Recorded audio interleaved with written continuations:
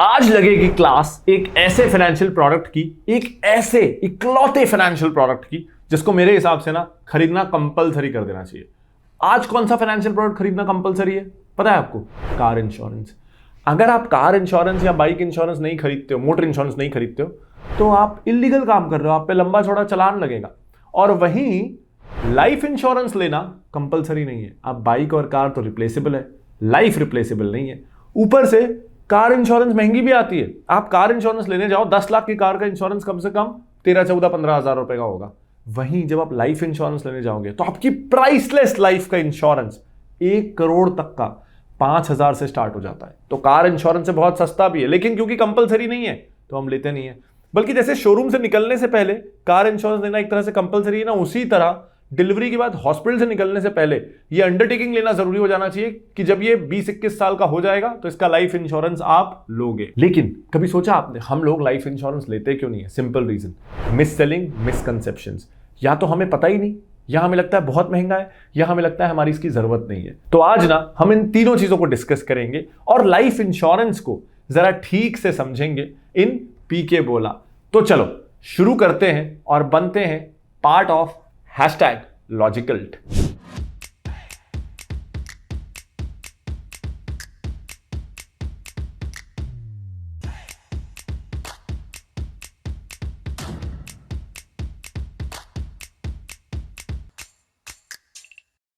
अब हम सबको लगता है कि हमको इंश्योरेंस का मतलब पता है, टर्म इंश्योरेंस का मतलब पता है, ये तो बहुत बेसिक है। लेकिन हमको ना कंसेप्चुअली नहीं पता है, इसीलिए हम कंफ्यूजन में गलत प्रोडक्ट्स खरीदते हैं। तो सबसे पहले मैं आपको बताता हूं कि इंश्योरेंस का पर्पस क्या है।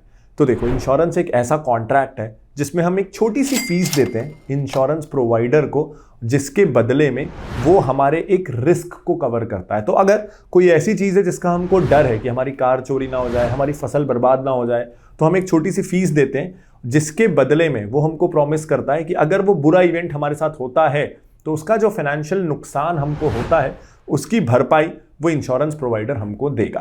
तो इंश्योरेंस एक कॉन्ट्रैक्ट है जहां एक हो सकने वाले फाइनेंशियल लॉस की भरपाई एक छोटी सी फीस के बदले एक इंश्योरेंस प्रोवाइडर करता है। अब हम आते हैं टर्म लाइफ इंश्योरेंस की तरफ। तो टर्म लाइफ इंश्योरेंस एक कॉन्ट्रैक्ट है जहां अगेन एक छोटी सी फीस, और छोटी मतलब सच में बहुत छोटी सी फीस के बदले इंश्योरेंस प्रोवाइडर ये प्रॉमिस करता है कि वो जो फैमिली का अर्नर है, ब्रेड अर्नर है, अगर उससे उसकी डेथ हो जाती है तो उसको फाइनेंशियली रिप्लेस कर देगा। यानी उसकी डेथ से फैमिली को जो फाइनेंशियल लॉस हो रहा है उसको कवर कर देगा। अब हम आते हैं कि लाइफ इंश्योरेंस क्या होता है। तो लाइफ इंश्योरेंस भी एक सिमिलर कॉन्ट्रैक्ट है जहां एक छोटी सी फीस के बदले लाइफ इंश्योरेंस प्रोवाइडर ये बोलता है कि अगर आपको कुछ होता है, आपकी डेथ हो जाती है, तो इंश्योरेंस प्रोवाइडर आपको फाइनेंशियली रिप्लेस कर देगा और आपकी फैमिली की जो जरूरतें हैं उसको पूरा करेगा एक लमसम अमाउंट देके।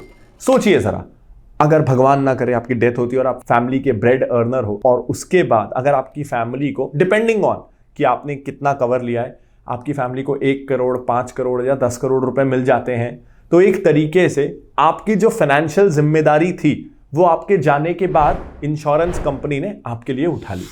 तो ये होता है लाइफ इंश्योरेंस। अब अगले सेगमेंट में हम समझते हैं कि यार टर्म लाइफ इंश्योरेंस फिर क्या होता है। तो देखो, टर्म लाइफ इंश्योरेंस का कंसेप्ट ये है कि आप आज फैमिली के ब्रेड अर्नर हो, आप आज फैमिली के प्राइमरी अर्निंग मेंबर हो, लेकिन आप हमेशा नहीं रहोगे। तो जब फैमिली आप पे डिपेंडेंट हमेशा के लिए नहीं होने वाली है, तो आप हमेशा के लिए लाइफ इंश्योरेंस क्यों ले रहे हो? मान लो आपके बच्चे 10-15 साल के हैं, अब आपको पता है कि अगले 15 सालों में वो भी कमाने लग जाएंगे, तो आपको ना आपकी लाइफ का कंप्लीट कवर फिर नहीं चाहिए। आपको चाहिए उतने टर्म का या उतने समय का लाइफ इंश्योरेंस जब तक कि आप पे फाइनेंशियली आपकी फैमिली डिपेंडेंट है। तो जब आप एक पूरी लाइफ का इंश्योरेंस नहीं लेते हो अपनी, बल्कि अपनी लाइफ को इंश्योर करते हो एक पर्टिकुलर समय के लिए, से अगले 15 साल के लिए, अगले 10 साल के लिए, अगले 5 साल के लिए, तो उसको हम कहते हैं टर्म लाइफ इंश्योरेंस। तो अब insurance clear, life insurance clear, term life insurance clear. अब हम और स्पेसिफिक्स की तरफ चलते हैं। अब मैंने ना टर्म की बात की और सबसे बड़ा कंफ्यूजन यही आता है कि मुझे कितने समय का या कितने ड्यूरेशन का या कितने टर्म का लाइफ इंश्योरेंस लेना चाहिए। अब इसका कैलकुलेशन बहुत सिंपल है। आपको इंश्योरेंस मिस सेलर्स ना बोलेंगे कि अपने बच्चे का भी लाइफ इंश्योरेंस ले लो, अगर आपका स्पाउस नॉन अर्निंग है उसके लिए भी ले लो, पेरेंट्स के लिए भी ले लो, उनको तो प्रीमियम चाहिए। लेकिन बेसिकली लाइफ इंश्योरेंस लिया जाता है सिर्फ उसका जो घर में कमाता है। तो अगर आप कमाते हो, आपका स्पाउस भी कमाता है, तो दोनों के लिए लाइफ इंश्योरेंस लो, क्योंकि फैमिली फिर उन दोनों पे फाइनेंशियली डिपेंडेंट है। तो जो घर के अर्निंग मेंबर्स हैं उनके लिए ही लाइफ इंश्योरेंस लेना है, और दूसरा उतने ही ड्यूरेशन के लिए लेना है जब तक वो आप पे डिपेंडेंट रहेंगे। इसको समझते हैं। मान लो अभी आप 29 ईयर्स या 30 ईयर्स के हो और आपका कोई बच्चा है जो 1 या 2 साल का है। अब यूजुअली लोग किस उम्र तक कमाने लग जाते हैं? जब वो 25 के आसपास के होते हैं तो वो कमाने लग जाते हैं। चलो हम सेफ्टी के लिए ये मान लेते हैं कि जब तक वो 30 के होंगे तब वो कमाना शुरू करेंगे। तो आज आप 30 साल के हो और आपका बच्चा 1-2 साल का है, तो जब आप 60-61 के हो जाओगे तब तक आपका बच्चा 30 साल का हो जाएगा। यानी आपको आइडियली 60 से 62 तक का लाइफ इंश्योरेंस लेना चाहिए। आप अभी 30 साल के हो तो आपको 30-32 ईयर्स का टर्म लाइफ इंश्योरेंस लेना चाहिए। अब कोई ऐसा भी हो सकता है जो 40 साल का है और उसके 2 बच्चे हैं, तो तब आप कैलकुलेट करोगे कि आपका छोटा बच्चा कब इंडिपेंडेंट हो जाएगा। तो मान लो आप 40 साल के हो, आपका एक बच्चा 15 साल का है और एक बच्चा 5 साल का है, यानी वो जो छोटा बच्चा है आपसे 35 साल छोटा है। तो वो 30 साल का कब होगा? जब आप अराउंड 65 हो जाओगे। तो आपको, आज आप 40 साल के हो, तो आपको अगले 25 सालों का टर्म इंश्योरेंस लेना चाहिए। तो आपको ऐसे कैलकुलेट करना है कि आप पे जो सबसे यंगेस्ट डिपेंडेंट है वो किस एज तक, कितने साल बाद इंडिपेंडेंट हो जाएगा, और उतना आपको टर्म इंश्योरेंस लेना है। अब इस पे एक सवाल आता है कि यार इतना कैलकुलेशन क्यों करना, मैं तो होल टाइम का इंश्योरेंस लेता हूं, 99 या 100 साल का। जब 100 साल का मिल रहा है तो वो ले लेते हैं। अब इसमें 2 प्रॉब्लम है। इंडिया में जो लाइफ एक्सपेक्टेंसी है ना, वो है 70-72 ईयर्स के आसपास। तो जब आप उससे ऊपर का इंश्योरेंस ले रहे हो, यानी आप एक तरीके से ये बोल रहे हो इंश्योरेंस कंपनी को कि मैं ऑन एन एवरेज, लोग जीते हैं 70-72 ईयर्स, लेकिन मैं ये आपको बोल रहा हूं कि आप मुझे तब भी पे करो इफ आई लिव टिल 80, 90, 95। तो इंश्योरेंस कंपनी क्या देखेगी? वो देखेगी ओके, ऑन एन एवरेज लोग जीते हैं 70 साल, ये इसको हमें पैसा देना पड़ेगा even if he dies at 80, 85, 90। यानी हमको तब भी पैसा देना पड़ेगा अगर ये एवरेज से ज्यादा जीता है तो भी हमें पैसा देना पड़ेगा। वैसे में वो प्रीमियम बहुत ज्यादा लेने लगती है। और सेकेंडली, इसको ऐसे भी सोचो ना, आप अगर 95 के हो तो आपके बच्चे 60-65 साल के होंगे, तब तक तो यार वो इंडिपेंडेंट हो ही जाएंगे। और वैसे भी आज आप 1, 2, 5 करोड़ का इंश्योरेंस लेते हो और आज आप 30 साल के और 70 साल बाद आपके घर वालों को अगर 1 करोड़ रुपए मिलते भी हैं तो 70 साल बाद उसकी कोई वैल्यू नहीं होने वाली।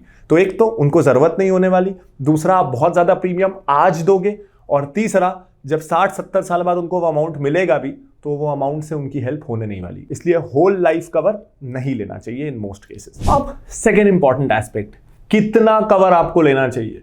तो देखो, जैसे मैंने शुरू में आपको बताया था कि टर्म लाइफ इंश्योरेंस का पर्पस है, अगर आपकी अनफॉर्चुनेटली भगवान ना करे डेथ होती और आप अर्निंग मेंबर हो, तो फाइनेंशियली आपको आपका लाइफ इंश्योरेंस रिप्लेस कर सके in meeting your families needs. तो इसका सीधा सा मतलब है आपको उतना कवर लेना चाहिए जितना आपके जाने के बाद आपकी फैमिली की लाइफस्टाइल और खर्चे मेंटेन हो सके। हम बहुत बार ये देखते हैं ना कि अनटाइमली फैमिली के ब्रेड विनर की डेथ हो जाती है और फैमिली को एकदम से घर बेचना पड़ जाता है, गाड़ी बेचना पड़ जाता है, बच्चों पे प्रेशर आ जाता है, उनका स्कूल चेंज हो जाता है या एजुकेशन लोन, या वो जॉब के लिए डेस्परेट हो जाते हैं। आप नहीं चाहते हो कि आपकी फैमिली के साथ वैसा हो। तो आपको कुछ चीज़ों को कैलकुलेट करना है कि आपके करंट खर्चे कितने हैं, आपके ऊपर क्या कोई लोन वगैरह है, होम लोन है, एजुकेशन लोन है। अगर लोन है आपके ऊपर तो ये एक इंपॉर्टेंट फैक्टर है कि आपके इंश्योरेंस अमाउंट जो मिलेगा उससे आपका लोन भी पे ऑफ हो जाए और लाइफस्टाइल भी चलती रहे। तो अगर आपके पास मेजर लोन्स हैं तो आपको ज़्यादा टर्म लाइफ इंश्योरेंस लेना चाहिए। अगर आपके पास बहुत सारी सेविंग्स ऑलरेडी हैं और आप पे कोई लाइबिलिटीज़ नहीं हैं तो आप थोड़ा कम लाइफ इंश्योरेंस भी ले सकते हो। फिर आपके बच्चे कितने हैं, किस स्टेज पे हैं, क्या उनकी एजुकेशन अभी छोटे हैं, अभी बहुत छोटे हैं वो, और उनकी कई साल एजुकेशन होने वाली है, या उनकी एजुकेशन बस कुछ सालों में खत्म होने वाली है। तो ड्यूरेशन ऑफ डिपेंडेंसी एक इंपॉर्टेंट फैक्टर है।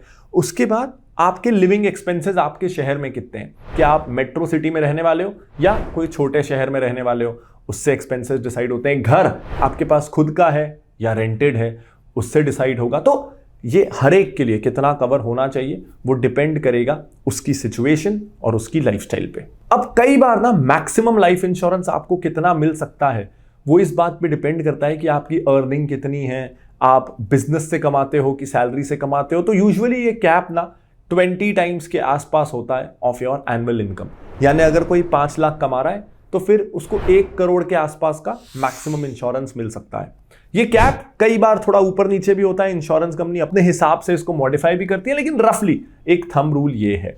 लेकिन ये पूरा ही आपको यूज करना है जरूरी नहीं है, जैसा मैंने बताया ये आपके सर्कमस्टांसेस पे डिपेंड करेगा। अब आपको अपनी फैमिली की लाइफस्टाइल देखनी है, उनके मंथली खर्चे देखने हैं और फिर कवर डिसाइड करना है। अब आप ये कैसे करोगे? तो एक सिंपल सा कैलकुलेशन में अगर आपको दूं कि अगर आपके आज घर के खर्चे ऐसे हैं जो मान लो 50,000 रुपए महीने के, यानी साल के 6 लाख हैं, तो आपको ऐसा अमाउंट चाहिए जिसको आप अगर एफडी में रखो तो आपको 6 लाख रुपए साल का इंटरेस्ट मिले, प्लस ये खर्चे हर साल बढ़ेंगे इन्फ्लेशन के कारण, तो थोड़ा बहुत आपके पास बफर भी हो। अब अगर मैं इसको सोचूं कि मुझे 6 लाख रुपए साल का इंटरेस्ट चाहिए, यानी एक सिंपल सी चीज है कि आपके पास एफडी में कम से कम 1 करोड़ रुपए तो होने ही चाहिए। आज 6% 6.5% के आसपास का एफडी का इंटरेस्ट रेट है। अब इसमें आपको 2 चीजों को और अकाउंट करना है। एक तो ये खर्चे बढ़ते रहेंगे, इन्फ्लेशन है, और दूसरा एफडी का इंटरेस्ट रेट भी कम हो सकता है। तो इन 2 चीजों को भी अगर मैं कैलकुलेट करूंगा तो बहुत सारे ना रिटायरमेंट कैलकुलेटर्स अवेलेबल होते हैं, वहां ये दिखेगा कि रिटायरमेंट के लिए आपको क्या अमाउंट चाहिए, क्या अमाउंट आपके पास है तो आप अपने लाइफस्टाइल के हिसाब से रिटायर हो सकते हो।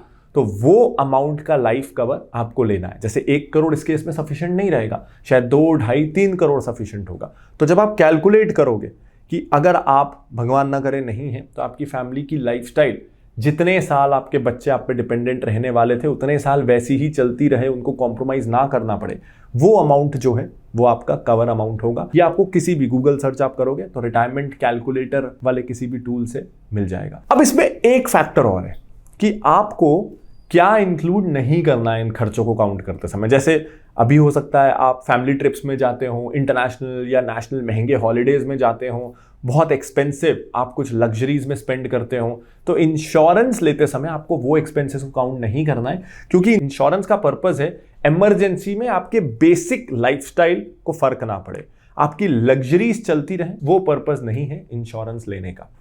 अब मुझे पता है इसके बाद भी ना थोड़ा कंफ्यूजन हो सकता है, क्या इंक्लूड करो क्या नहीं, मेरे को मेरा एग्जैक्ट कवर अमाउंट कैसे पता चले ताकि मैं फालतू का ज्यादा प्रीमियम ना दूं और मैं कम प्रीमियम भी ना दूं जिससे कभी कुछ इमरजेंसी आती तो मेरी फैमिली की नीड्स ही पूरी ना हो। ये अमाउंट ना एकदम परफेक्ट होना जरूरी है। तो एक तरीका तो मैंने आपको बताया कि आप खुद कैसे निकाल सकते हो। एक और तरीका है कि आप ना फ्री में एक्सपर्ट्स की कंसल्टेंसी ले सकते हो जो बिल्कुल आपको हेल्प करने के लिए सेल्फलेसली अवेलेबल है, और इनका नाम है डिट्टो इंश्योरेंस। जेन्युइनली अच्छे लोग हैं, कई और इंश्योरेंस प्लेटफॉर्म्स के जैसे आपको स्पैम कॉल्स नहीं करेंगे, पॉलिसी लेने के लिए पुश नहीं करेंगे, जेन्युइनली आपको फोन कंसल्टेशन ये आपको देंगे, पूरा फ्री ऑफ कॉस्ट है, कोई हिडन इसमें चीज़ें नहीं है, आपकी ज़रूरतों को समझेंगे। इनफैक्ट अगर आपको ज़रूरत नहीं है तो बता भी देंगे कि आपको इंश्योरेंस की ज़रूरत नहीं है, और अगर आपको ज़रूरत है तो वो प्लान जो आपके लिए सच में सही है वो आपको रिकमेंड कर देंगे। तो डिट्टो इंश्योरेंस का लिंक आपको इस वीडियो के डिस्क्रिप्शन में मिल जाएगा। अब बहुत सारे ना इनोवेशंस होते रहते हैं, तो आजकल का एक नया हॉट इनोवेशन आया है, जीरो कॉस्ट टर्म प्लान। यानी एक तरीके से ये आपको टर्म प्लान भी मिल जाएगा, लाइफ इंश्योरेंस भी मिल जाएगा, और आपको एक तरीके से कॉस्ट भी नहीं देनी। तो इसमें कैच क्या है? कुछ तो कैच होगा ना? हाँ जी, है ना। तो देखो, मान लो आप साल का प्रीमियम दे रहे हो 5-5 हज़ार का, और आप 20 साल तक ये प्रीमियम देते हो, तो आपने टोटल प्रीमियम 1 लाख रुपए दिया।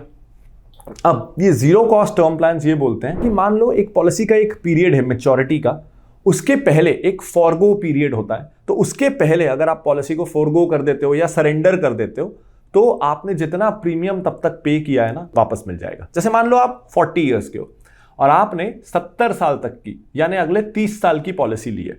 अब इसमें फॉरगो पीरियड है अगले 15 साल का, जब तक आप 55 के होते हो आप इस पॉलिसी को सरेंडर कर सकते हो। और ऐसे में क्या होगा, आप 55 के होने वाले हो, आपने ये पॉलिसी को सरेंडर कर दिया, अब आपको 15 साल तक तो कवर भी मिला। अगर आपको 50 में कुछ होता, 52 में कुछ होता तो आपको कवर अमाउंट भी मिलता। तो 15 साल आपने कवर एंजॉय भी किया और उसके बाद 15 साल तक आपने जो प्रीमियम पे किया था, क्योंकि आपने पॉलिसी को फोरगो कर दिया है, तो वो अमाउंट भी आपको वापस मिल रहा है। तो आपका सारा प्रीमियम आपको वापस मिल गया, हो गई ना जीरो कॉस्ट पॉलिसी। इतना सही नहीं है, इसमें दो मेजर कंडीशंस है। एक तो आपको अमाउंट जो मिलेगा ना वो जीएसटी डिडक्ट होके मिलेगा, जितना भी जीएसटी आपने पे किया है वो वापस नहीं मिलेगा, वो तो गया सरकार को, सरकार तो वापस करेगी नहीं, तो वो अमाउंट गया। जरा सोचो ना, आपको अगर पैसा मिल रहा है सेम अमाउंट बिना किसी ब्याज के, सेम अमाउंट 15, 20, 30 साल बाद वापस मिल रहा है, तो क्या उसकी वैल्यू सेम है? एफडी में भी रखते ना तो वो पैसा डबल से ज्यादा हो जाता। तो सोचो, अगर आपको 1992 में 1 लाख रुपए आपने दिया और वो 1 लाख आपको आज 2023 में 30-31 साल बाद वापस मिले, तो उस 1 लाख की वैल्यू क्या है? 25,000, उससे भी कम। तो ये सेम चीज नहीं है। ये तो ऐसा है कि आज मैंने 100 रुपए दिए और 30 साल बाद मुझे 90 रुपए वापस मिल रहे हैं। 10 रुपए तो जीएसटी कट गया और 90 रुपए वापस मिल रहे हैं, और मुझे ये बोला जा रहा है देखो हमने पूरा पैसा वापस दे दिया। ये सच में जीरो कॉस्ट है नहीं, बल्कि इसमें दो नुकसान और होते हैं। एक तो जीरो कॉस्ट के नाम पे आज आपको प्रीमियम ज्यादा देना पड़ जाता है, इसका प्रीमियम कंपनियां बढ़ा देती हैं। तो 30 साल बाद पैसा वापस मिलेगा के लालच में मैं आज की वैल्यू में पैसे ज्यादा दे रहा हूं, तो ये पता नहीं कितना इंटेलिजेंट है। और दूसरा, अगर मुझे पॉलिसी की जरूरत 55 सालों की ही है, 55 साल तक का मैं हो रहा हूं, तब मेरे बच्चे 25-30 साल के हो जाएंगे, मुझे तब तक की जरूरत है, तो मैं पॉलिसी लेता ही कम सालों का हूं ना, मेरा प्रीमियम वैसे भी बहुत कम हो जाएगा। जैसे जैसे एज बढ़ती है, अगर मैं ज्यादा एज कवरेज वाली पॉलिसी ले रहा हूं तो वैसे भी मेरी कॉस्ट बढ़ती है, प्रीमियम बढ़ता है। तो उससे अच्छा है मैं 5 साल कम की पॉलिसी ले लूं, प्रीमियम आज बचा लूं, और जीरो कॉस्ट लेके मैं प्रीमियम ना बढ़ाऊं, वहां भी मैं प्रीमियम कॉस्ट बचा लूं। हाँ, कई बार साइकोलॉजी ऐसा होता है कि हमको ऐसा लगता है कि पैसा वापस मिल रहा है और ऐसा लगता है कि वेस्ट नहीं जा रहा। हालांकि इंश्योरेंस का पैसा कभी भी वेस्ट नहीं जाता है, वो आपकी मेंटल शांति के लिए बहुत जरूरी है, लेकिन हमारा वो माइंडसेट होता है कि पैसा चला गया चला गया चला गया। तो अगर आपका वो थॉट प्रोसेस बहुत ज्यादा है तो हो सकता है कि कुछ सालों बाद प्रीमियम वापस मिल रहा है, ये सोच के आपको शांति मिले, उस केस में आप इसको कंसिडर कर सकते हैं। लेकिन बेटर है कि आप डिट्टो इंश्योरेंस से कांटेक्ट करके अपने लिए बेस्ट पॉलिसी सिलेक्ट कर लें। तो ये वीडियो आपको कैसा लगा, इसको 0 to 10 में रेट करके ज़रूर बताइएगा, ताकि मुझे हमेशा पता चलता रहे कि मैं कहाँ इंप्रूव कर सकता हूँ। अगर आपको लगता है कि आपके आसपास कोई अर्निंग मेंबर है जिसके डिपेंडेंट्स हैं और उसने अभी तक लाइफ इंश्योरेंस नहीं लिया है, तो प्लीज़ इस वीडियो को उनके साथ शेयर कर दीजिएगा। हो सकता है मैं उन्हें कन्विंस कर पाऊँ लाइफ इंश्योरेंस लेने के लिए। अगर आपको ओवरऑल इस वीडियो से जो आप देख रहे थे वो नॉलेज आपको मिली हो तो इस वीडियो को लाइक कर दीजिएगा। कोई शिकायत है तो बेशक इसको डिसलाइक करिएगा। और अगर आप ऐसे और वीडियोस चाहते हैं, इनफैक्ट इंश्योरेंस की, लाइफ इंश्योरेंस की सीरीज़ में ही अगले 2 वीडियोस आने वाले हैं, अगर आप उसका भी नोटिफिकेशन चाहते हैं तो इस चैनल को सब्सक्राइब कर दीजिएगा और बेल आइकन को दबा दीजिएगा, ताकि जैसे ही वो वीडियोस पोस्ट हो आपको नोटिफिकेशन मिल जाए। This is Pranjal Kamra signing off. Bye bye.